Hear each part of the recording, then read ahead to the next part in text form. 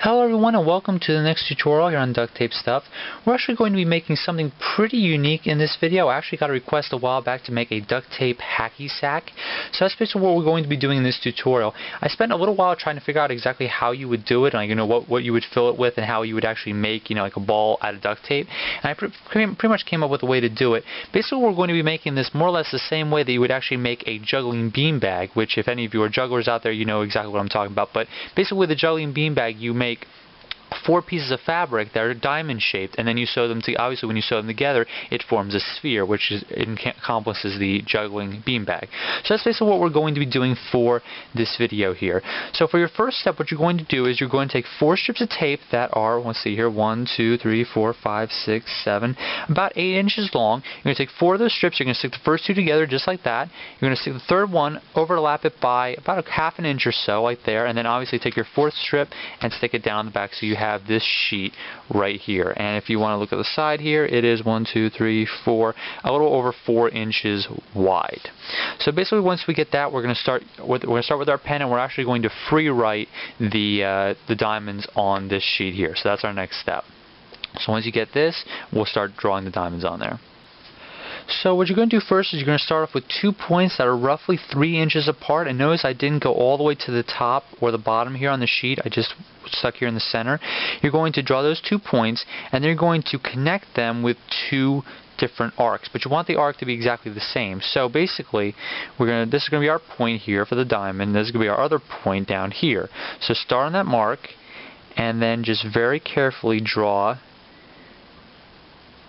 an arc just like this, which goes right down to that point. If you miss the point a little bit, you can just redraw another one. As long as it's straight down, you should be alright.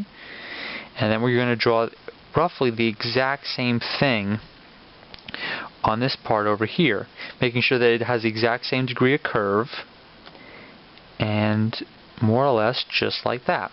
So that looks pretty good, so that's what we're going to be doing. Now basically what you want to do is, instead of actually just keep drawing those same things and do your best to try to copy that, what we're going to do is take a pair of scissors, we're going to cut that out, and we're going to use that as our template to see if it'll work for the hacky sack. So I'm just going to cut this out, and then we'll start tracing it for the rest of the diamonds that we're going to be making. So do that now. So after using this piece that we cut out here as our template, I traced 3 more diamonds on the sheet here, and that's exactly how many we're going to need, just 4 total. So basically now what we're going to do is we're just going to cut out these other 3 diamonds just like we did this one, and we'll move on to actually connecting them all into a hacky sack. So take your scissors and cut out those 3 right now. So once you have those 4 pieces cut out, we're going to try to see that they're all the same, and if they do line up.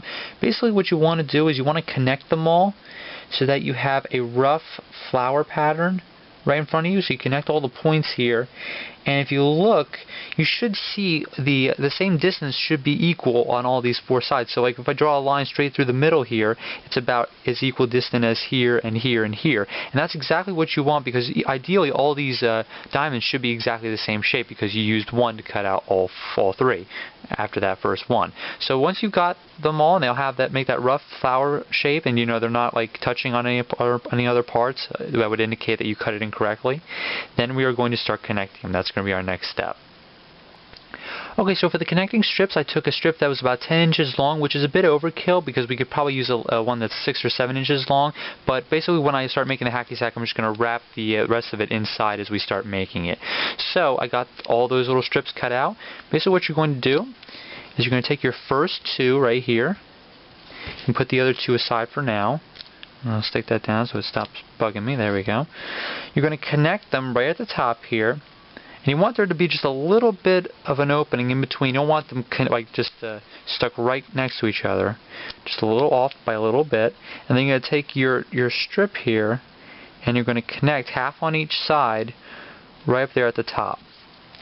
From there, it's actually a bit of a confusing process, but it's a little difficult to get when you first start. But basically you want to curve these, and the shape should help you do this. You want to curve it so that it becomes more or less just like a cup in front of you, just like that, like a funnel.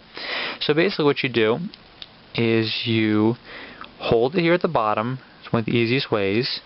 You want to make sure these 2 ridges line up right on top of each other. It's going to fight you a little bit, but you should be able to get it after the first few tries. And if you don't, just keep trying it until you get it. So we connect it like that. And basically what you're going to do is just keep going along with this strip and try to get at least half of it on each side. If this gives you a lot of trouble, you can actually cut out larger strips, and that'll allow you to get on either side a little bit better. Stick a little bit on the top here. It's going to come out a little bit, but that's not too bad. Now basically for the rest of the strip, you could either cut it off, or what I'm going to do is actually double back inside like this and give it hopefully a little more stability when you start kicking it around and stuff like that. So I just got it like that. And basically, you can cut that off, or I can just wrap it on just like this. Now that you can get inside, you can actually put your fingers in the inside, and then you can stick all that down, so hopefully it's not sticking out as far. Just like that. So there we go. There's our first part of the hacky sack there. That's actually half of it right there. So once you have the one half, we're actually going to do the exact same thing to the other side. So now we have two halves of the hacky sack, and now we're going to connect them together. Now this is going to be by far the hardest part, just because both halves are going to try to fight you, and you almost need like an extra hand to hold them together. But it should come across a little pretty easily once you start playing with it and you really get used to it. Because you definitely almost need an extra hand just to hold it without popping apart on you. So we're just going to connect it just like that, right at the top. And from there, we're just going to very, very carefully put those two ends together and do it exactly like I showed you, except now we're just connecting the one side over here. So just very, very lightly apply the two pieces together. It doesn't have to be, you don't have to put too much pressure on it, just because the tape will hold it together, assuming you're not, ripping it apart. So we got that piece there, and then we are going to very carefully just seal it up on the top here. There we go. We can probably tuck that inside, and there we have that part sealed up. Next thing we're going to do is obviously this last part right here, and that'll be the last part of the hacky sack. So once you have that third side sealed up, basically what you can do is you can stick your finger in there, and you can use that as a backbone to make sure that all the sides are stuck on, just so to make sure that it is sealed up. I'll be honest with you, it really isn't going to look that pretty at first, but we'll tackle that later once we get everything sealed up inside. Now basically from here, what I'm going to do is take another piece, and I'm going to very carefully seal up the top here. And as you can see, that part if I push together, it's wide open here, and it's a lot wider than the strip here. So basically what I'm going to do is just going to fold this little piece over here. You might encounter that when you're actually doing it, just due to maybe one of the pieces wasn't cut exactly the same as the other ones. And obviously that problem is going to magnify when you actually stick them all together like this. So that might happen to you, but if that happens, just kind of warp it into the way you want it. And then basically we're just going to do the exact same thing on this side. Just stick those two pieces together like a clamshell, and then very, very carefully seal it up just like this.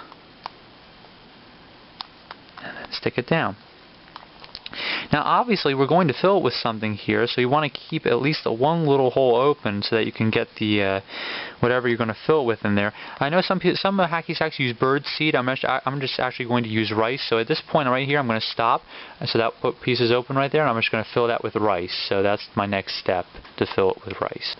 So that's basically what it looks like when it's completely filled with rice. I spared you the footage of me spilling it all over my countertop here, but that's beside the point.